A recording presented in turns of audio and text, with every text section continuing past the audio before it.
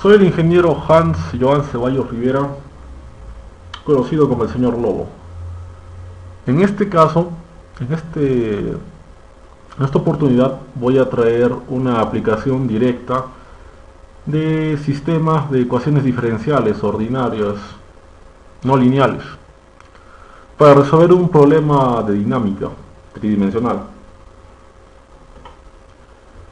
En este problema tengo una tolva de tipo cono invertido, que se usa para transportar rocas de mineral. Estas rocas son modeladas como partículas puntuales de 5 kilogramos que quedan hacia el interior de la cavidad por efecto de la gravedad. Estas rocas tienen una velocidad inicial de 10 metros sobre segundo y tienen una componente de velocidad tangencial y circunferencial al cono. Además, el cono tiene una altura de 2 metros respecto al vértice.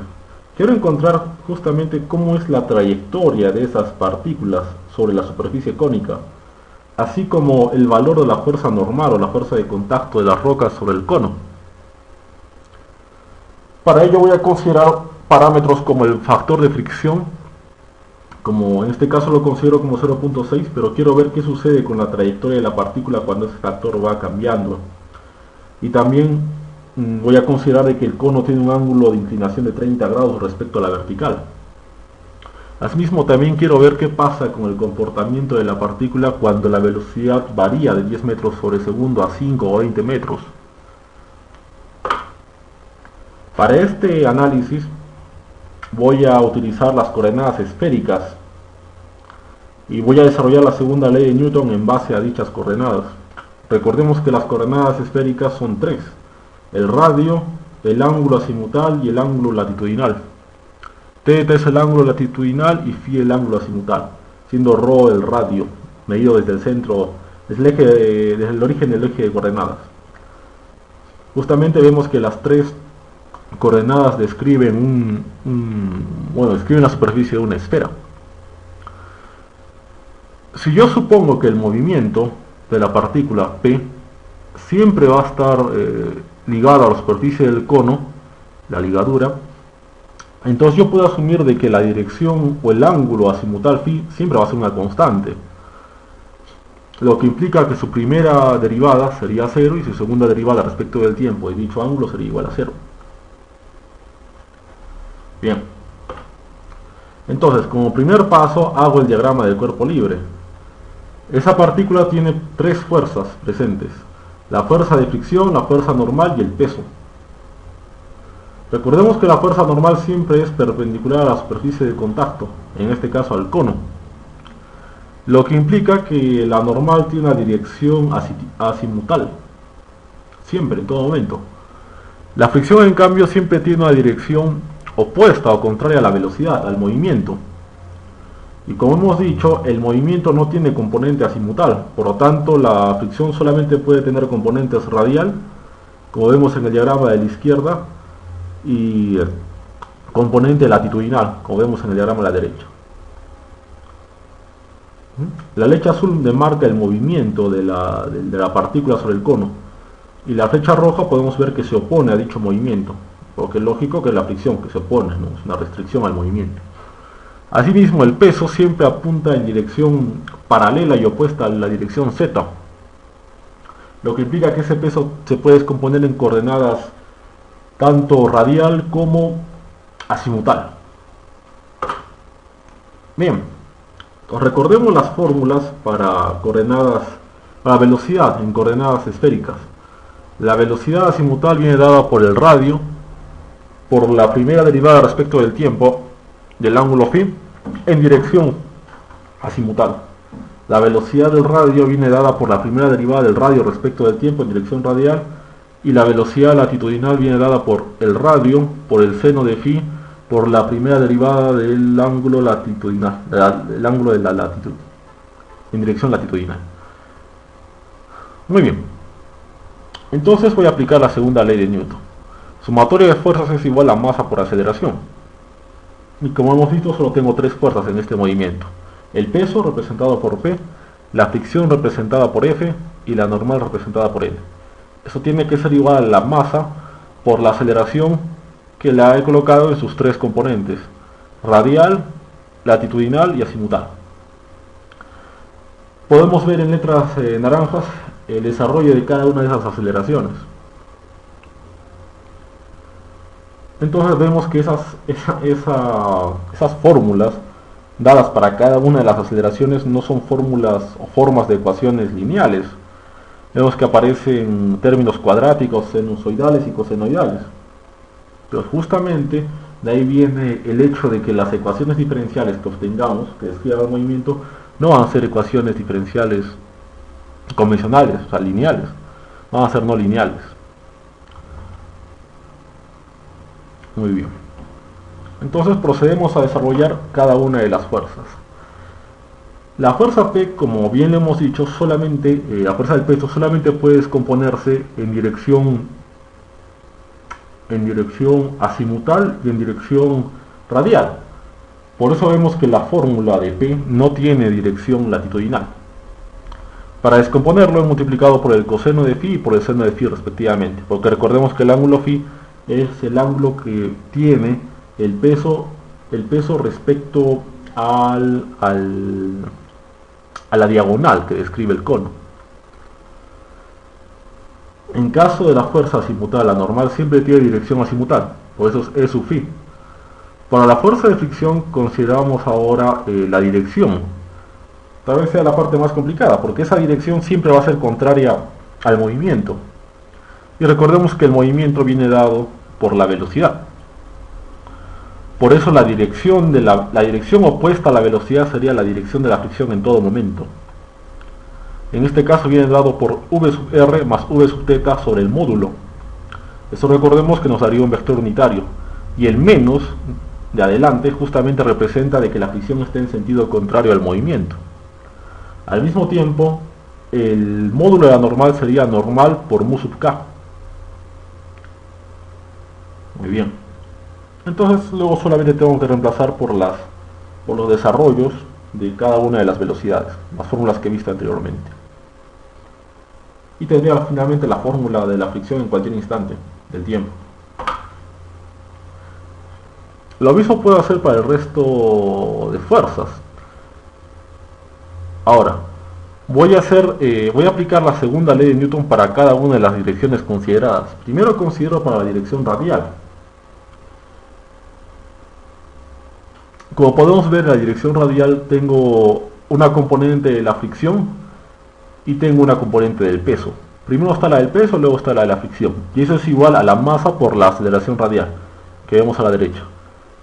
Segunda derivada de r menos r por la primera derivada de phi al cuadrado, menos r por el seno cuadrado de phi por la primera derivada de θ elevado al cuadrado. Entonces voy a hacer algunas simplificaciones en esta ecuación. ¿Por qué? Porque recordemos que el ángulo phi o la dirección phi azimutal es una constante del movimiento de la partícula dentro del cono. Si es una constante phi, su primera derivada sería 0 y su segunda derivada también sería 0. Eso simplifica bastante la ecuación diferencial. Entonces el phi punto sería igual a 0. En la dirección azimutal hago lo mismo. En esa dirección tendría una componente del peso y la normal. Igual, eso lo igualo a la masa por la aceleración azimutal. Igual que en el caso anterior, todas las derivadas de phi, primera y segunda, se vuelven 0. Y eso reduce la forma de la ecuación diferencial. Y en la tercera queda finalmente la dirección latitudinal.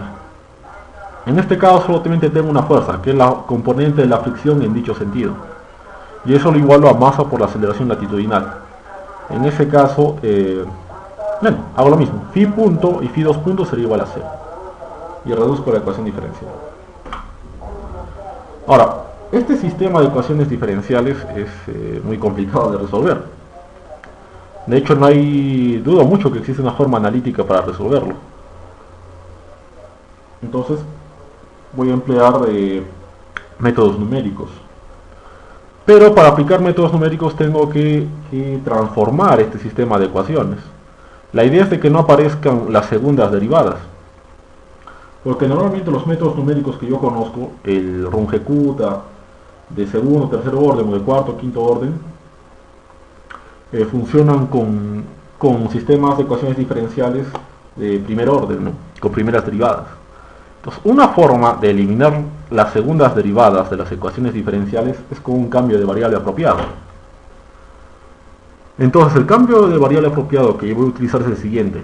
El r lo voy a reemplazar por x sub 1, la primera derivada de r por x sub 2, el θ por x sub 3 y la derivada de θ en el tiempo por x sub 4. Haciendo ese cambio de variable, entonces puedo encontrar un sistema de ecuaciones apropiado. Y básicamente lo que voy a cambiar van a ser la ecuación que se encuentra en el sentido radial, la primera, y la ecuación en el sentido latitudinal, la tercera. Porque resulta, y la segunda ecuación, la normal, voy a reemplazarla en la primera y la tercera. ¿Sí? De esa manera eliminaría la normal de la primera y la tercera ecuación. Muy bien. Ahora sí. Entonces, haciendo ese reemplazo, mi sistema de ecuaciones que se había reducido a 2, ahora se va a transformar en 4.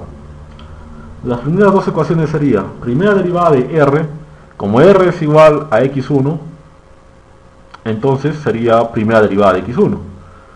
Pero al mismo tiempo, derivada de r respecto al tiempo es x2. De ahí x3 punto es igual a x4, por las mismas consideraciones.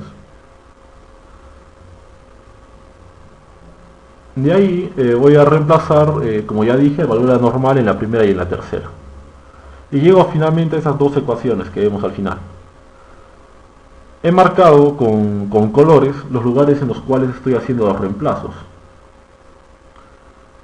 Si se dan cuenta, en las dos ecuaciones solamente existe una derivada. En la primera ecuación vemos en letras amarillas que se encuentra la primera derivada de x sub 2. Y todo lo demás son variables que no tienen derivadas. Y en la segunda ecuación solamente tengo en letras amarillas la única derivada, que es la de x4. Y todo lo demás no tiene derivada. Entonces yo puedo armar un sistema de ecuaciones de 4 variables con 4 ecuaciones. En estas dos últimas ecuaciones simplemente tendría que despejar x2 punto y x4 punto. Y eso lo uno con las dos ecuaciones que vi en la segunda fila, ¿no? x1 punto es igual a x2 y x.3 es igual a x4. Con eso tendría 4 ecuaciones con 4 variables. Y aquí presento ese sistema despejado. x1, x2, x3 y x4, sus derivadas son una función del resto de variables, pero son variables sin derivar. Lo mismo puedo hacer por la ecuación de la normal. ¿Sí? Pero la normal no la incluyo en el sistema porque quiero analizarla de forma independiente.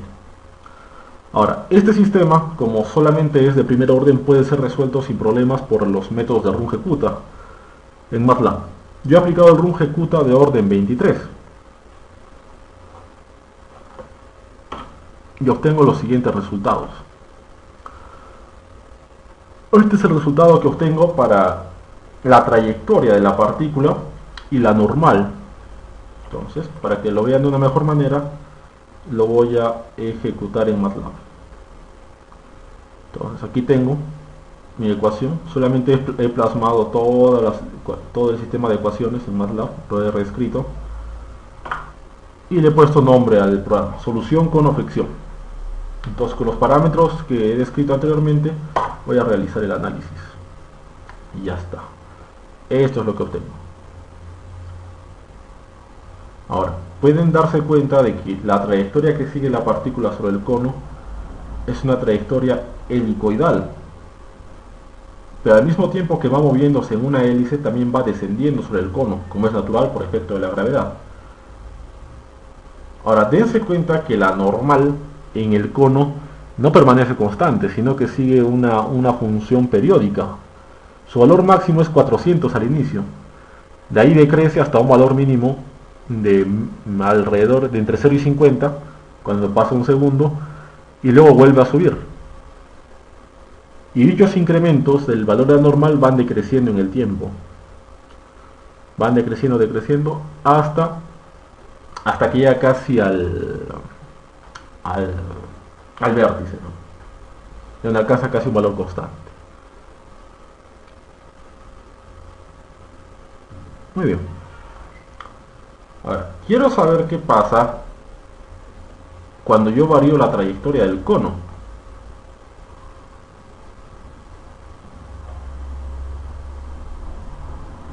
Entonces,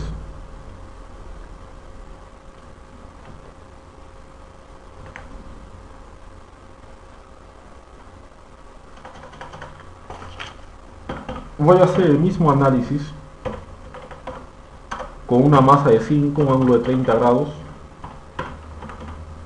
una altura de 2 y un U de 0.3. Un momento.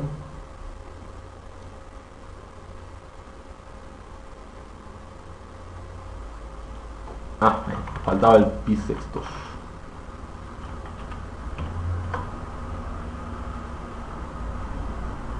Muy bien. Entonces, ya analizo la trayectoria del cono.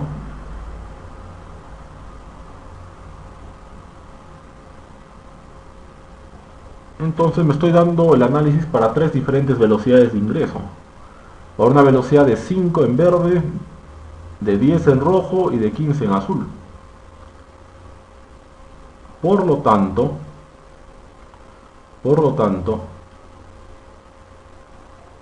se puede apreciar de que entre más velocidad tenga el cono, la trayectoria es más abierta y que la altura máxima que se alcanza también es mayor.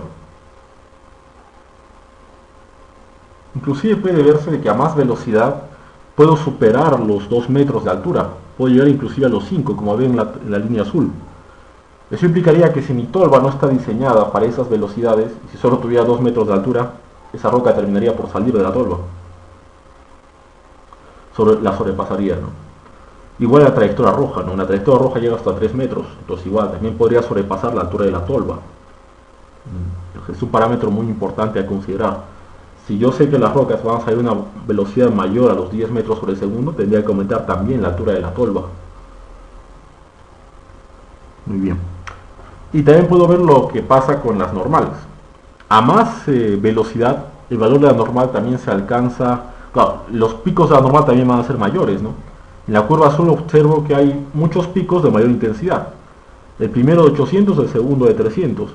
Mientras que en la curva verde los picos son casi de valor constante. El primero apenas supera los 100 y los siguientes van disminuyendo, pero no varían mucho. También puedo darme cuenta de que en la trayectoria verde se llega más rápido al vértice, mientras que en la trayectoria azul la roca está durante más tiempo dentro de la tolva. Muy bien. De ahí sigo con el otro análisis.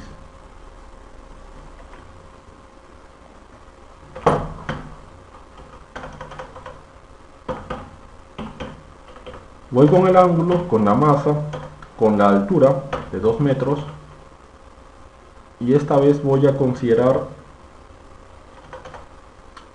una velocidad inicial de 10 y lo que voy a variar va a ser el factor de fricción.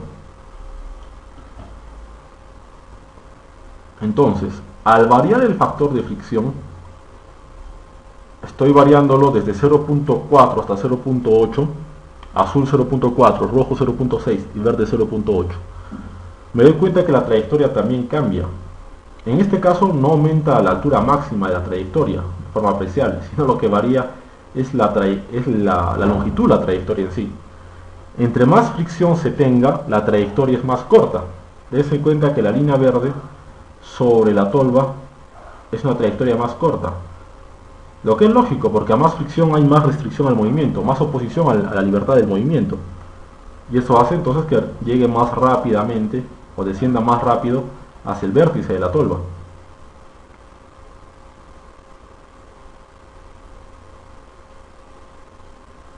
Ahí puede verse claramente eso, ¿no? Inclusive en la trayectoria verde apenas si llega a dar una revolución, mientras que en la azul sí llega a dar una revolución completa, hasta 2. El análisis de la normal vemos que igual, ¿no? Entre más fricción tenga, también llega más rápidamente al vértice de la tolva, lo que es lógico, porque tiene más restricción, más oposición al movimiento. Se detiene de forma más fácil. Ahora, en la normal me doy cuenta de que no sufre un cambio apreciable en su valor. En todos los casos el valor máximo va a ser casi 400. Y no sufre un cambio apreciable. Ahora también me puedo dar cuenta de que la normal siempre tiene un valor positivo. En este análisis y en el anterior. Eso significa entonces de que en todo momento esa roca siempre estará en contacto con la superficie del cono. Recordemos que si llegara a ser cero o negativo, eso implicaría que la roca llegaría a desprenderse de la superficie. Y para este caso no sucede. Muy bien. Si quieren que les comparte el código, solamente tienen que escribirme al inbox o a mi correo electrónico. Muchas gracias por su atención y nos vemos.